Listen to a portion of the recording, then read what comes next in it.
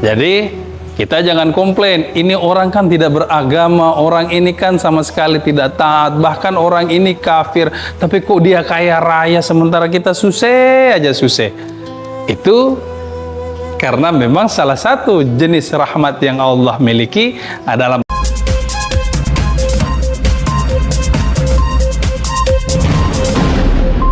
Assalamualaikum warahmatullahi wabarakatuh. Hari ini akhirnya sampailah kita pada pembahasan yang pertama terkait Asmaul Husna. Setelah sebelumnya kita sudah membahas lafaz Allah, kemudian lafaz Muhammad, kita masuk pada Asmaul Husna yang pertama sekaligus yang kedua. Apa itu? Yang kita temukan dalam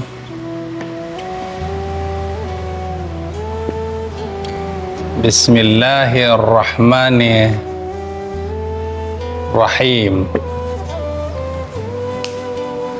Kata Rahman dan kata Rahim. Bisa dikatakan bahwa dari seluruh Asmaul Husna, dua asma ini adalah yang paling dominan. Kenapa? Ya, karena pada kalimat ini kita tahu Bismillahirrahmanirrahim selalu menjadi, hampir semua ya, selalu menjadi awal dari surah-surah yang ada di dalam mushaf Al-Quran. Demikian juga kita dianjurkan untuk membaca Bismillahirrahmanirrahim di setiap aktivitas agar memperoleh keberkahan. Kenapa memperoleh keberkahan?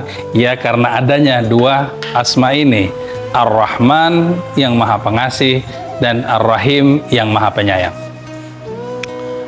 Pembahasan pertama, karena memang ini langsung satu paket, adalah bagaimana perbandingan antara Ar-Rahman dan Ar-Rahim. Tetapi sebelum itu, menggambarkan dulu bagaimana hubungan keduanya. Ar-Rahman dan Ar-Rahim, ada dua pendapat terkait hubungan keduanya. Yang pertama adalah tidak dari akar kata yang sama, sementara yang kedua mengatakan dari akar yang sama. Kita mulai dari akar kata yang tidak sama. Dari akar kata yang tidak sama, mereka mengatakan bahwa kata Ar-Rahim, okelah, mungkin itu berakar dari kata rahmah. Itu nanti akan kita bahas pada poin kedua. Tetapi Ar-Rahman bagi mereka itu tidak berasal dari kata tersebut. Kenapa tidak berasal dari kata tersebut? Sebab misalnya di dalam Al-Quran dijelaskan pada salah satu surah, kalau tidak salah dalam surah Al-Furqan ayat 60, dijelaskan bahwa ketika mereka disuruh bersujud kepada Ar-Rahman, maka mereka menjawab, Mar-Rahman. Siapa itu Ar-Rahman? Artinya, ia sama sekali tidak mengetahui tentang Ar-Rahman. Yang kedua, mereka juga mengatakan dalam perjanjian Hudaybiyah misalnya, dalam perjanjian Hudaybiyah kita bisa mengingat cerita di mana ketika waktu itu ingin dibuat perjanjian dengan mereka, mereka menolak ketika dituliskan Bismillahirrahmanirrahim. Kenapa? Karena mereka asing dengan kata Ar-Rahman-nya. Mereka tidak mempermasalahkan kata Allah-nya. Makanya ketika itu yang mereka usulkan bukan Bismillahirrahmanirrahim, tetapi yang mereka usulkan pada waktu itu adalah Bismika Allahumma. Kenapa? Karena kata Allah itu biasa bagi mereka. Allah itu salah satu dari berhala yang mereka sembah. Sudah seperti kita bahas sebelumnya, bahwa kata Allah bukan hanya kata yang dikenal di masa datangnya Rasulullah. Sejak sebelum Rasulullah kata Allah sudah dikenal. Buktinya apa? Ya, ayah Rasulullah bernama Abdullah, yang berarti hamba Allah. Artinya Allah ini salah satu sesembahan mereka, sama seperti orang menamakan Abdul Uzza atau yang lain-lain. Nah, Mereka pada waktu itu memilih gunakan Bismika Allahumma, dengan namamu ya Allah, bukan Bismillahirrahmanirrahim. Mereka menolak pada kata Rahmannya karena mereka tidak mengetahui dan asing dengan kata tersebut. Seperti pada ayat ini, mereka berkata, qalu wa marrahman. Nah, yang lain dalam penjelasan tersebut mereka tegas mengatakan bahwa Rahman, kami tidak mengenal Rahman kecuali Musailamah. Sebab nabi palsu itu, Musailamah al-Kadzab, menyebut dirinya sebagai Ar-Rahman. Itu versi pertama yang menceritakan tentang perbedaan antara Ar-Rahman dan Ar-Rahim.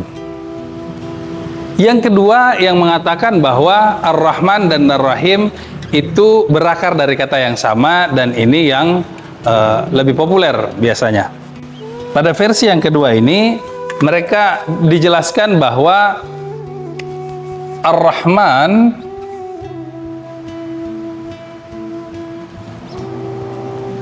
dan Rahim itu berakar dari satu kata yang sama, yakni rahmah.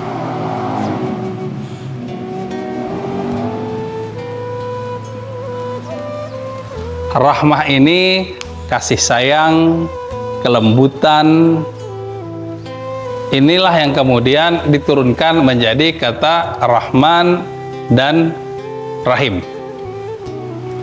Namun demikian, ada beberapa perbedaan antara Rahman dan Rahim selain terjemahan yang kita kenal sebagai pengasih dan penyayang. Perbedaan pertama adalah Rahman ini hanya penggunaannya hanya dikenal bagi Allah. Kata Rahman itu hanya bagi Allah. Misalnya dalam Al-Quran dikatakan pada ayat qul ud'ullaha awidur rahman,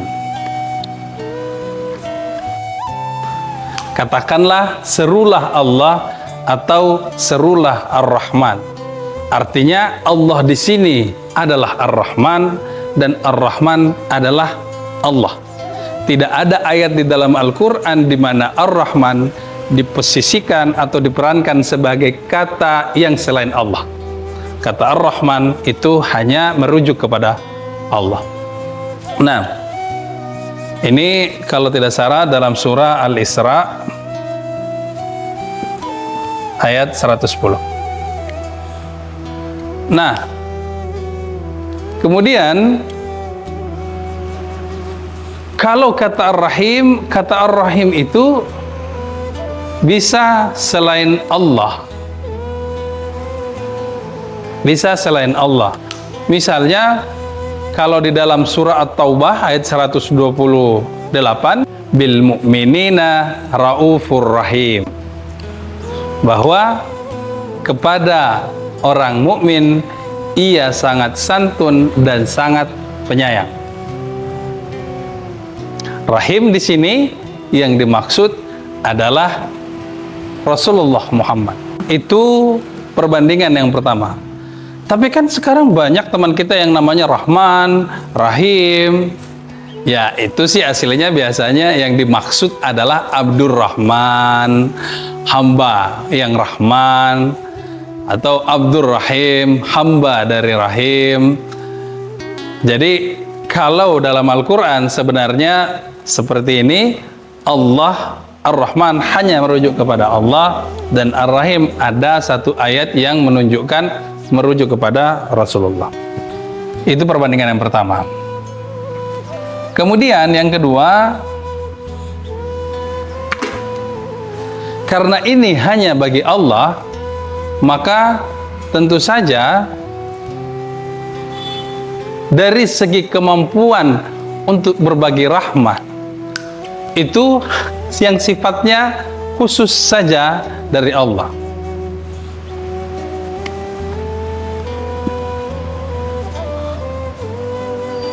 khusus dari Allah.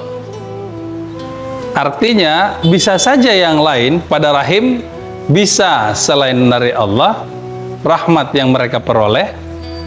Tetapi untuk penggunaan kata Rahman itu khusus hanya yang sifatnya dari Allah. Kalau misalnya Al-Ghazali menjelaskan, itu kurang lebih ada 4 setidaknya. Pertama, rahmat yang diperoleh berupa penciptaan, bahwa manusia itu diciptakan, itu satu rahmat, Anda tercipta, kita tercipta. Yang kedua adalah hidayah iman, ini juga rahmat yang hanya bisa diberikan oleh Allah. Ketiga, kebahagiaan akhirat, kebahagiaan di akhirat, atau kebahagiaan ukhrawi. Dan yang keempat adalah melihat wajah Allah. Itu adalah kebahagiaan puncak yang paling tinggi di akhirat nanti.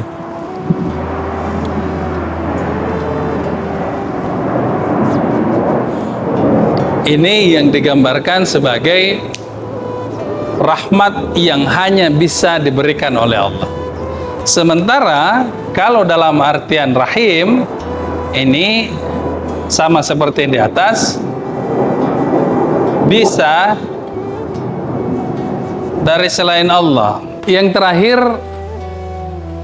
secara kebahasaan, Rahman, kata Rahman itu setimbang dengan kata fa'lan,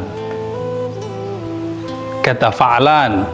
Sementara kata rahim itu setimbang dengan kata fa'il. Kata fa'lan itu identik dengan 2 hal. Kata fa'lan itu identik dengan, pertama, kesempurnaan, kedua, kesementaraan. Adapun kata rahim yang setimbang dengan fa'il itu identik dengan kesinambungan dan kemantapan. Apa konsekuensi dari 2 timbangan ini? Yang pertama adalah karena ia menggambarkan sesuatu yang sempurna tapi sementara, maka bisa dikatakan Rahman ini identik dengan rahmat yang ada di dunia. Karena dunia tempat kita tinggal ini adalah tempat yang sementara. Itu konsekuensi yang pertama.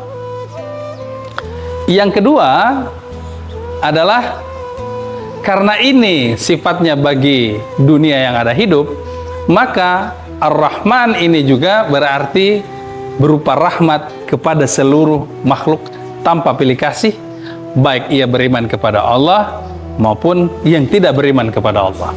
Jadi kita jangan komplain, ini orang kan tidak beragama, orang ini kan sama sekali tidak taat, bahkan orang ini kafir, tapi kok dia kaya raya sementara kita susah aja susah. Itu karena memang salah satu jenis rahmat yang Allah miliki adalah bentuk Rahman, adalah kasih sayang yang ada di dunia. Tapi ingat, dunia itu sementara. Itu yang ada di sini. Ini kita hapus saja ya. Konsekuensinya adalah hanya di dunia, dan yang kedua seluruh makhluk. Nah, ini berbeda dengan rahim atau yang setimbang dengan kata fa'il, yang kata ini identik dengan kesinambungan dan kemantapan. Langsung kita bisa bayangkan bahwa kalau misalnya Rahman yang fa'alan tadi itu identik dengan akhirat, dunia, maka tentu yang kedua ini itu identik dengan akhirat. Sebab ada kesinambungan dan di sana sudah mantap, sudah tidak sementara, seterusnya. Itulah makanya Rahim itu identik dengan rahmat yang ada di akhirat. Dan karena rahmat yang ada di akhirat ini berbeda dengan rahmat yang ada di dunia, rahmat ada di dunia diberikan kepada keseluruhan, rahmat yang ada di akhirat ini tentu tidak diberikan kepada semuanya. Rahmat yang di akhirat ini mempertimbangkan justru apa yang sudah dilakukan oleh makhluk tersebut di dunia dengan rahmat yang sudah diberikan di dunia. Maka di akhirat ini hanya makhluk tertentu, yakni mereka hamba-hamba Allah yang taat menjalankan perintahnya dan menjauhi larangan-larangannya.